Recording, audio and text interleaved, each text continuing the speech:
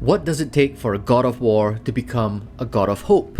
In the free Valhalla DLC for God of War Ragnarok, Kratos embarks on a journey that's less about combat and more about confronting his actions from previous games. This isn't just a roguelite challenge mode, it's one big metaphorical therapy session, and Kratos definitely needs it. Before we get into it, I just want to say thanks for clicking on this video. The YouTube algorithm isn't always favorable to small channels, so if you enjoy my work, consider giving it a like and maybe even sharing it with a friend who'd be into this kind of thing. And hey, if you want more deep dives like this, don't forget to subscribe and hit that bell icon so you never miss a thing. Alright, let's get into it.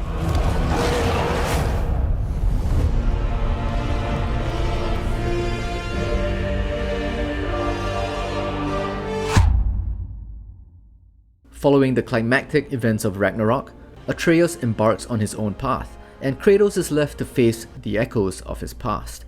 The DLC presents Valhalla not as a warrior's afterlife, but as a symbolic realm where Kratos confronts his past transgressions and seeks redemption. The questline is aptly named The Work, which refers to the ongoing process of personal growth. The roguelite gameplay mechanics, where each death signifies a new beginning, mirror the therapeutic process, confronting challenges repeatedly, each time with enhanced understanding and resilience. This cyclical journey emphasizes that progress is iterative and demands dedication. Central to the narrative are Kratos' recurring encounters with Tyr, the Norse god of war. After each trial, Tyr engages Kratos in dialogues that peel back the layers of his past. But it was important you come here for your own reasons. Then you're not an illusion. Here in the flesh, old friend. I know what you're wrestling with, Spartan. I understand it better than you realize. The shame. The doubt. The question I could find no answer for until I came here. Lifetimes ago. Stepped through that door. What is in there? Oh, I'm not here to spoil that for you. Only to help you prepare. And who better to play therapist than an enlightened god of war? One who understands that true strength is found not on the battlefield, but through the war within. Sorry, why exactly are you attacking us? Consider it a kind of trial by combat, Mimir. When Kratos can get the better of me, we'll know his mind has done the work.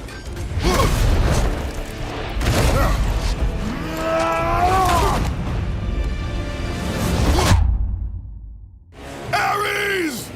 Destroy my enemies, and my life is yours. In Valhalla, Kratos is forced to reckon with the two most defining aspects of his past, becoming the god of war and the destruction that followed. Tyr, acting as both guide and therapist, pushes Kratos to reflect on these moments, not just as a warrior, but as a man burdened by regret. Their first conversation centers on why Kratos chose to take over the role of the god of war from Ares. Why did you do it, Kratos? Why did you pledge yourself to Ares? I was ambitious. Proud. I could not accept defeat. I crave power. The second session with Tyr touches on the fall of Kratos' homeland, a moment that defined his descent into rage and vengeance.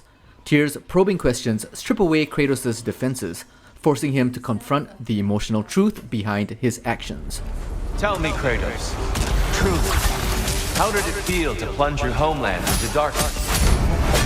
I did not intend the land to suffer, but I was indifferent, consumed only by rage and retribution. That is not what I asked. How did it feel, in that moment, your soul given over to darkness, bringing a darkness over everything you could see? It felt true. This exchange reveals Kratos' struggle to reconcile the man he once was with the man he's trying to be. His admission that his actions felt true underscores the depth of his internal conflict. He was once a man who found purpose in destruction, and now he must grapple with the consequences of that identity.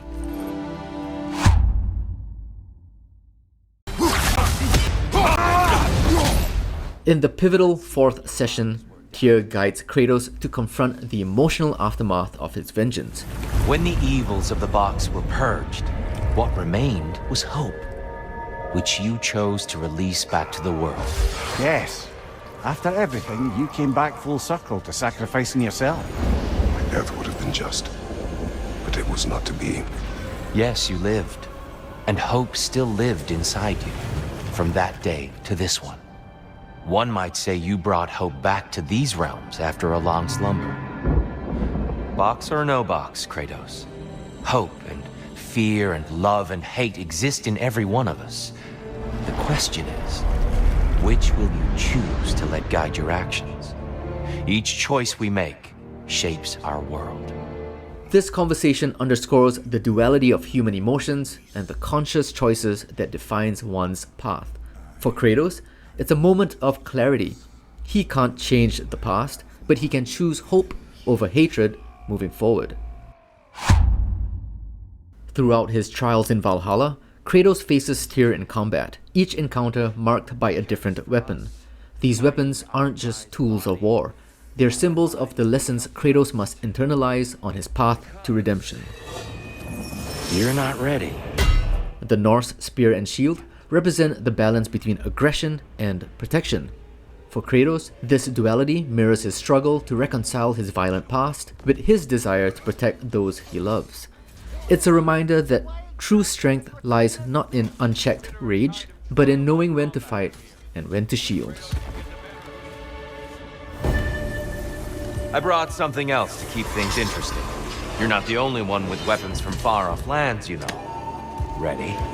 The Aztec club, the Macowilt, with razor-sharp obsidian blades, crafted from the resources available in their environment, symbolizes resilience and ingenuity, qualities Kratos must embrace as he confronts his own past. The weapon's design, allowing for both slashing and bludgeoning, mirrors the duality of Kratos' journey, the need to balance destruction with purpose. Kratos, I've been awaiting your return. I have another cherished weapon from my travels to show you. Ready to see? The sickle-shaped Egyptian khopesh represents the cyclical nature of justice. For Kratos, it's a metaphor for the balance he must strike between acknowledging his past wrongs and forging a new path forward.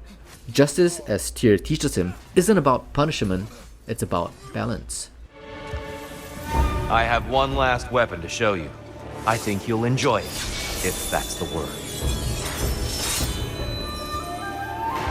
The massive Japanese Nodachi embodies discipline and honor. As Kratos faces this weapon, he is reminded that true mastery isn't just about skill in battle, but about controlling one's emotions and actions. It's a lesson in restraint and wisdom, qualities Kratos must embrace to fully transform. Each choice we make shapes our world. I see the truth of it. And I believe I am ready to walk through that door. excellent. After the 4th session, Kratos is finally ready to open the mysterious doors behind the arena. What he finds beyond is his younger self, seated upon the throne he once claimed as the Greek god of war. What can I say to you? I remember how it felt to take that throne. All that it meant. And all that it did not. A god of war. A god of pain. Of suffering. Of destruction. And Owen said I chase redemption that I know I can never deserve. What does that make me? God of fools. A god of...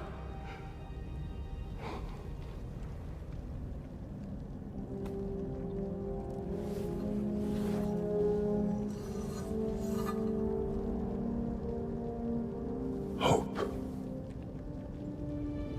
When all else is lost. This confrontation forces Kratos to vocalize his remorse and grapple with the duality of his nature. place myself. This face-to-face is a clear metaphor for looking inward and confronting his past self. The monologue signifies Kratos' acceptance of his past and the realization that hope has always been a part of his journey. The Valhalla DLC not only enriches Kratos' character arc, but also serves as a testament to the arduous journey of self-forgiveness and transformation. By confronting his former self and accepting his past actions, Kratos embodies the essence of redemption, which is an ongoing process requiring unwavering effort and introspection. You are cruel and arrogant and selfish. But you are more than that. You have always been more than what others saw. You are more than that.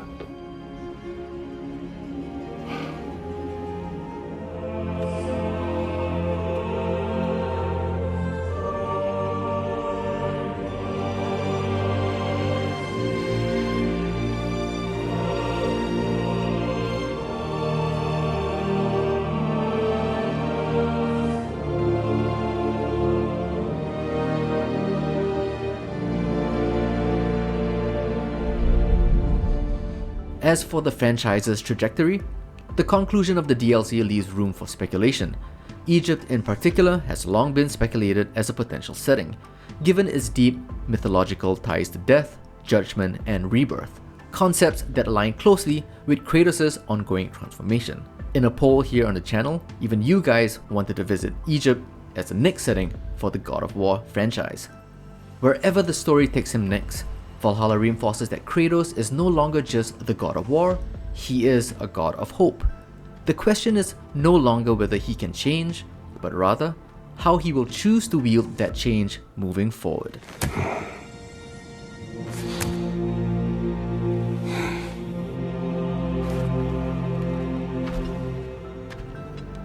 If you've enjoyed the video, it truly helps if you like, subscribe, and hit the bell icon to support us here at Cutscene Collective, where we explore the stories behind your favorite games.